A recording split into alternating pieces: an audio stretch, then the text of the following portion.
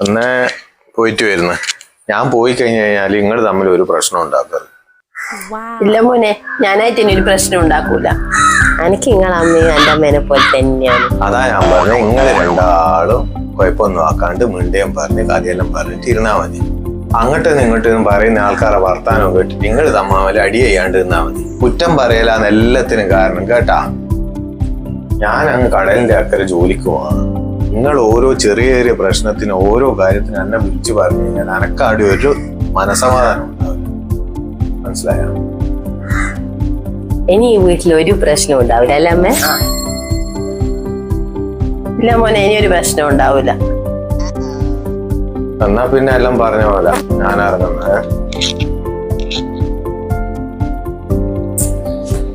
ഇനി 1-2 കൊല്ലം കഴിഞ്ഞിട്ടല്ലേ വരൂ. ഇനി അമ്മേന്റെ ഒപ്പം എന്റെ ഒരു ഫോട്ടോ എടുക്കും. എന്നാ വായിരിക്കും.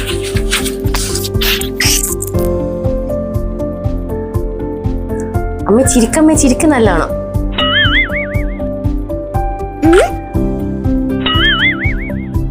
സൂപ്പർ ആയിട്ടുണ്ട്. നന്നായിട്ടുണ്ടല്ലേ? നീ അമ്മ രണ്ടാളും ഒരു ഫോട്ടോ എടുക്കും. ഇരിക്കും മോളെ, ഞാൻ എടുത്തുതരാം. ഇരിക്കും മോളെ, ഇരിക്ക്. എടുത്തില്ലേ?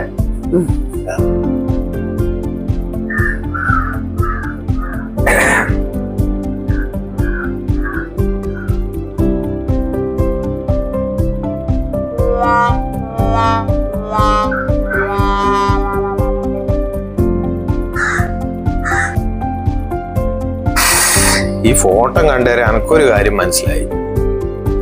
നായിന്റെ വാല ഓടക്കലിൽ ഇട്ടാലും അതെങ്ങനെയുണ്ട്, വളഞ്ഞിട്ടേ ഇരിക്കും. അങ്ങനെയാ നിങ്ങളെ രണ്ടാളെയും കാര്യം. അമ്മ, ഞാനൊരു കാര്യം ചെയ്യാം. അളിയനെ വിളിച്ചിട്ട് പെങ്ങളോട് മക്കളോട് ഇവിടെ വന്ന് നിൽക്കാൻ പറയും. നിന്റെ അച്ഛനെ വിളിച്ചിട്ട് പറയാ കുറച്ച് ദിവസം ഇനി അങ്ങ് കൂട്ടെ, നീ കുറച്ച് ദിവസം അടുപ്പ് നിൽക്ക്.